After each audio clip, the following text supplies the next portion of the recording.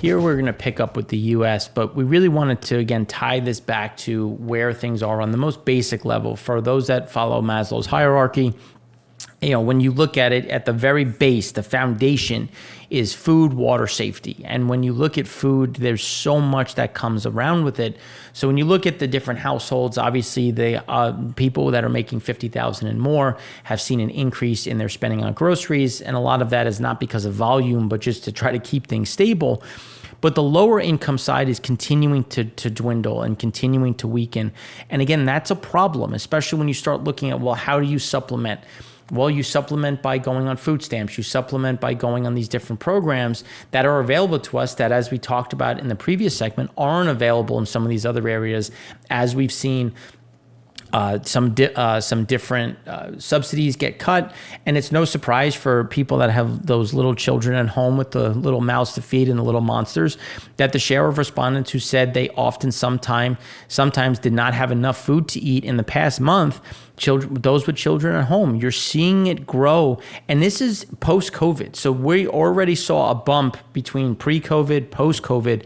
This is a bump again, and this is because of economic uncertainty, economic pressure, inflation, rising food prices, which is why we've seen nearly half of the low-income consumers report receiving SNAP benefits in May, going from just over 40% in January of 22 to now over close to 48% in 23.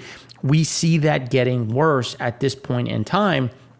And that's why when you look at where the market is pricing, when you look at where things are right now, I think there's a certain amount of ignorance or ignoring where things are today as we get the ISM manufacturing PMI continuing to be negative, continuing to be down on those levels, even as you can see the change in the S&P 500. These are some pieces. But when you look at manufacturing PMI, it only makes up 12-15% of the U.S. GDP. Well, when you look at manufacturing as its own right, so when over 70% is services, is consumers.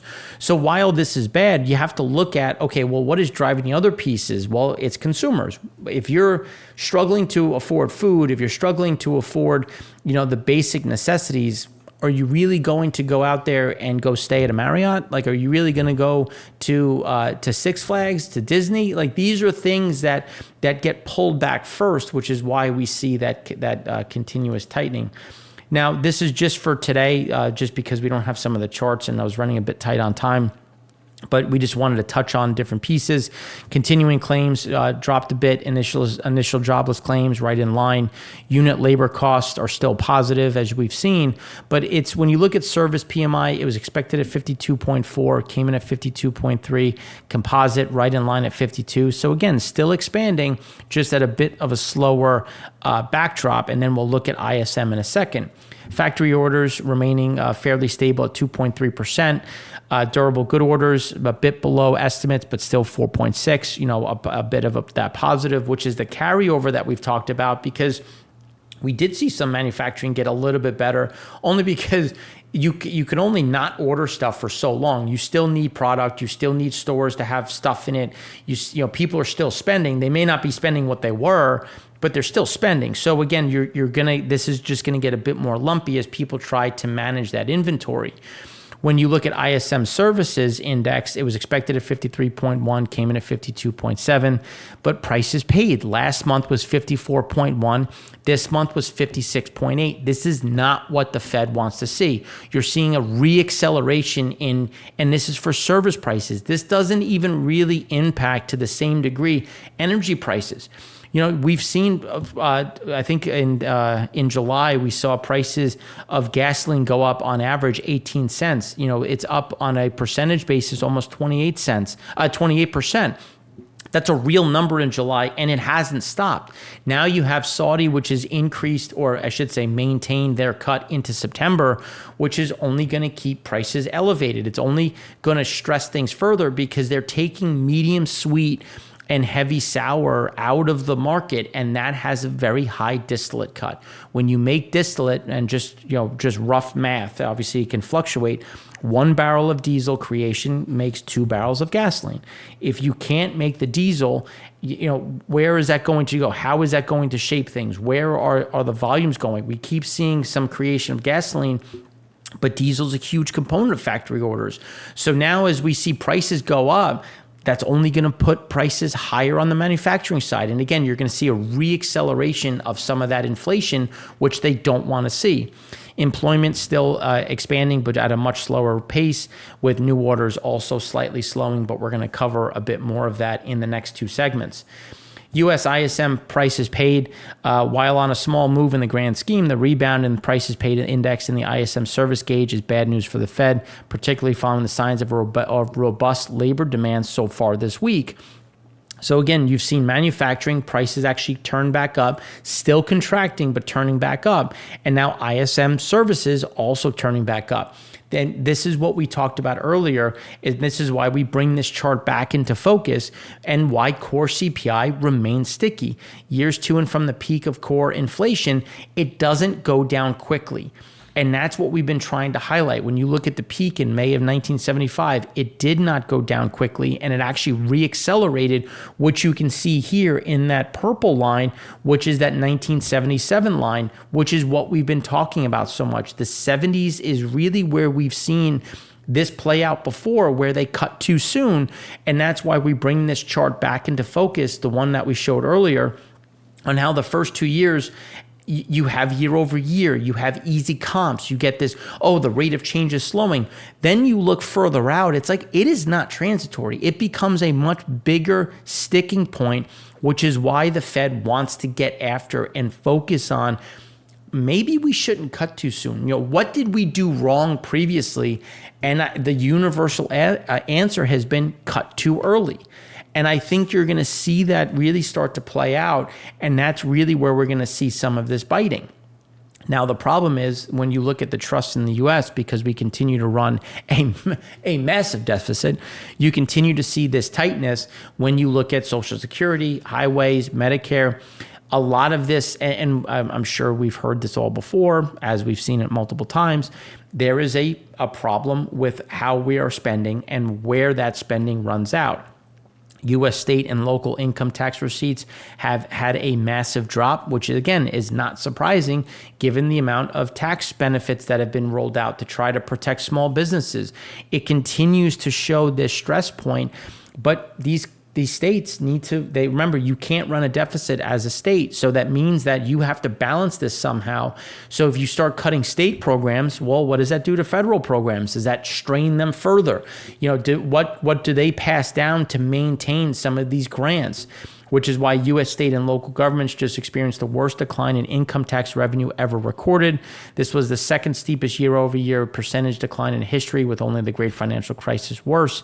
Note that federal tax receipts are also dropping again, now at recessionary levels and approaching negative 10% on a year-over-year basis.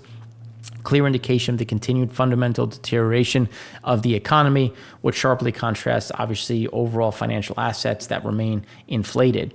So then when you break this down into different levels, what does it mean by inflated? Well, everybody feels great about global equities. Everyone's like, well, we got to own equities, but we had a massive amount of short covering, which essentially culminated prior to yesterday. Now you've seen the sentiment indicator. You've seen it very stretched. People have a very good feeling of equities. You've had short covering. You've had people going long. Sentiment has continued to pivot higher. But it's like, well, why? We haven't, and again, not that we've seen this huge drop in everything, but it's like, well, there's still risk out there. And I'm not saying that you have to turn around and sell all your equities, because there's income, there's dividends, there's growth stories. There's always a light. And this is the beautiful thing of my background in commodities. You can be in a bull and a bear market, depending on the commodity you're looking at, the region in which the commodity is consumed. So there's always opportunities. This is just a measure of caution, because typically when you get a massive short covering, you typically have a sizable correction. So the deficits, when we look at the percentage of GDP, the total deficit or surplus, which is laughable because what is a surplus? Primary deficit, net interest outlays, and the net interest outlays are approaching $1 trillion, because not only are we rolling old debt, we're issuing new debt. And as we've all seen, it's coming at a much higher rate. We did just get downgraded. The argument is it's taken a long time. So everyone's pointing to the downgrade as the reason for people shorting bonds, but it's like, well, did you not expect us to get downgraded? Like what part of the financial stability of the U.S. made you think that we should have stayed a AAA and not a AA, given where we are on this interest payment and what future outlays are going to look like? As you can see here, federal debt held by the public continue, hopefully they're hoping it continues to rise. And again, because we have to issue a lot of it. So then when you look at the longest periods, here you can see that the shift in terms of the longest periods between the 10-year and the 2-year, 1978 to 1980, wink, wink, hint, hint. That's why I keep talking so much about this. There are a lot of similarities in those periods, which is why they don't want things to ease too quickly. So now when you look at NASDAQ versus treasuries are breaking that key support area and are likely going to come under additional pressure as prices fall. With prices fall, yield goes up. And it's worth noting that the recent government announcement about issuing an additional 1.85 trillion worth of U.S. debt by the end of the year. You can't keep adding trillions, not billions, not millions, trillions, and expect to maintain that. But yet, as we've seen, the NASDAQ continues to soar. There continues to be this movement. But as I think it's interesting to look at some of that near-term correlations. So then when we look at the tighter credit conditions would weigh on small businesses, which account for most job openings. And that's really what the Fed wants. They want that market to come down a bit. They want the labor market to soften a bit so wages can come down because they're trying to. But what does that mean? That means that these small businesses start laying people off. They start taking away some of these positions because they have to tighten their belts a bit. Delinquency rates on credit card loans from small lenders are now at an all-time high of 7.1%, which is above the 6% peak in 2008 and up sharply from 3.8% in 2020. And that is only going to get worse as we've seen credit card rates pushing the 21% threshold, which we will talk in a minute. Here's just looking at the federal government current expenditure on interest. We're approaching $1 trillion. We will likely eclipse that probably by September. So again, you get an idea of just how parabolic that has gone and how we continue to roll that lower interest rate debt. It's only going to go higher. But when you look at it, the Fed still has a problem. They have a massive balance sheet that they've been talking about reducing. All the while, challenger layoffs back down sharply in July and initial jobless claims still relatively low. So there's no sign of labor market cracking. So if their main goal is inflation, which is still high and now in July rising again, and you still have over a full labor market, well, what are we cutting rates on? How is this not another at least quarter point raise, which is what we think is very likely? All property total returns. Now, as you see this rate going, properties are getting tight. Capital values by sector, office, retail, industrial, apartment, all of the value continues to come down, which is why a lot of these projects going back to 2017, 2015 were all financed off of ZIRP, zero interest rate policy. So now when you look at this massive surge that you got because everybody dumped into real estate, that's going to come out quickly. And because of that big increase, we will have a sizable, and not the equivalent of 2009. I want to preface that. We're not saying that we're going to have another financial crisis that way. It's just going to be prolonged. And I think that's the biggest impact that we're going to see. Office space is shrinking as people just don't want to go to the office. So, and from a corporate level, that's a big cost. So it's like, sure, you want to work from home? Okay. You want a hybrid schedule? Okay. Sign in or tell me when you want to be in the office and we'll shrink the footprint and we'll have shared office space. These are things that are going to continue, which is why we see more of this square footage coming out. But unit labor costs and core CPI, so unit labor costs have come down. But again, you're starting to actually see it pick back up a bit, which we want to talk about in a second. So even though it's bringing down some of that core CPI, it's still now starting to flatline and pick back up, which is going to put some of the pressure points, which is why companies want to find other ways to address it. And a good way to do that is by looking at office space and reducing those costs. Record stocks versus bonds optimism. Again, we're just seeing a huge increase of stock purchasing. Equity ETF inflows continue to outpace bonds again. And while you see bonds losing that love, that means prices go down because people aren't bidding them up, which means yield will go up. And as yields go up, you're going to start to attract. But at some point, there's going to be that pivot. And where that is, I'd love to know, because I think we'd all be better for it. As you look at demand for commercial and industrial loans as a net percentage of respondents is now back to negative 60%, which, as you can see, is in kind to 2008, to the tech bubble pop. So it's one of the things that's going to be interesting is this will rebound, but it's not going to rebound back up. It's going to just go sideways because we have lost small banks. Credit is tight. The credit availability for banks is very concerning, which is why you're going to see more of that pressure. ISM manufacturing PMI was expected at 46.9, came in at 46.4. That is not a good number. Now, it's not the driving force of the economy, but it's an anchor. And again, you're seeing that pull down. And if on the C&I loans basis, it's like, well, if I can't get a loan, how am I going to expand my manufacturing capacity? How am I going to hire new people?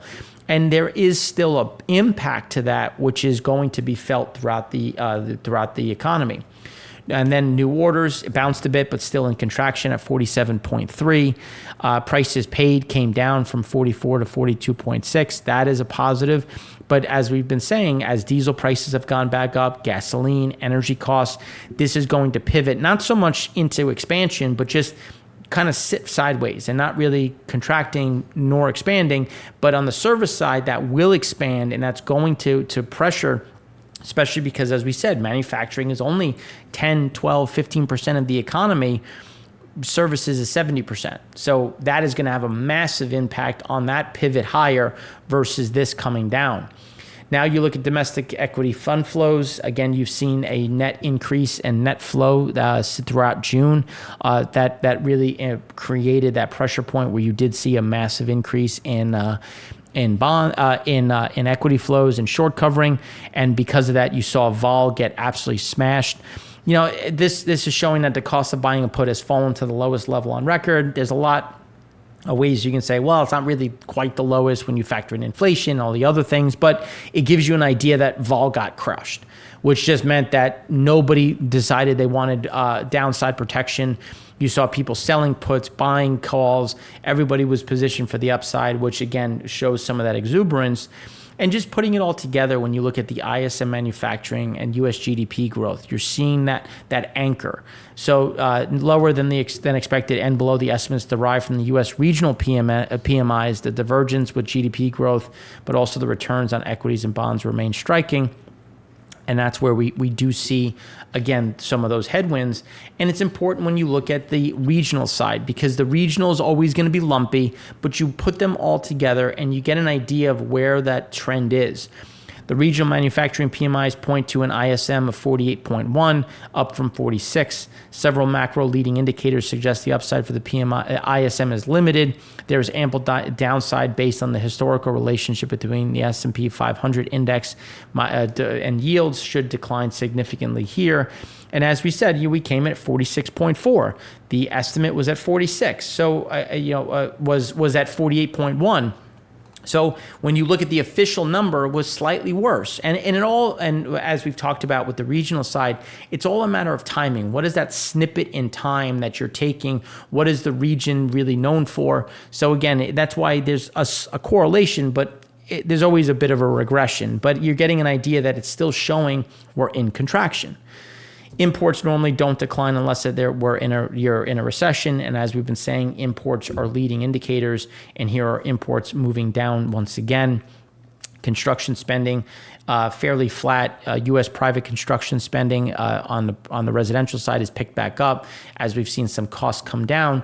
There's a lot of that backlog on the residential front. And again, we've seen that there's a demand for it given the fact that there's very low volumes, and that's where we're going to continue to see some of those movements. Retail inventories were expected at 0.4, came in at 0.7. Adjusted for inflation, you get an idea of just how high inventories remain.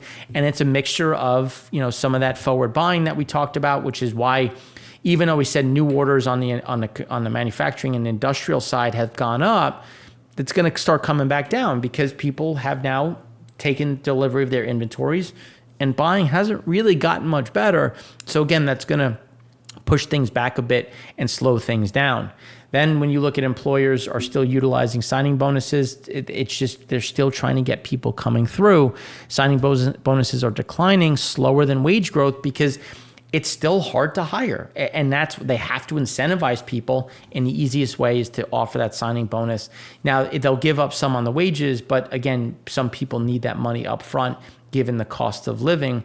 And now when you look at some of the different loan pieces that we've talked about, what U.S. loan officers are saying, and as you can see, they're getting a lot of tightness in the market. And we saw it from the small business owners. They're at almost 65% saying that they can't get a loan. And the loan officers are like, well, it's not quite that bad. But 45% are saying, yeah, those guys are correct. So the Federal Reserve said that banks reported tighter standards and continued weak demand for loans in the second quarter, extending a trend that began before the recent stresses on the banking sector. The proportion of U.S. bank tightening terms on commercial and industrial loans for medium and larger businesses rose to 50.8, up from 46% in the first quarter. And that's why when you look at the SLO, did not catch up to GDP. And that's why you're seeing, again, that credit supply, because that's going to reduce the velocity of money. That's going to pull things down, slow down the economy. And that's where we're going to continue to see those pressure points. So that's where we have for you on that side of the U.S. In the next segment, we're going to go deeper into the consumer retail sales and some of those underlying components for GDP growth and expansion.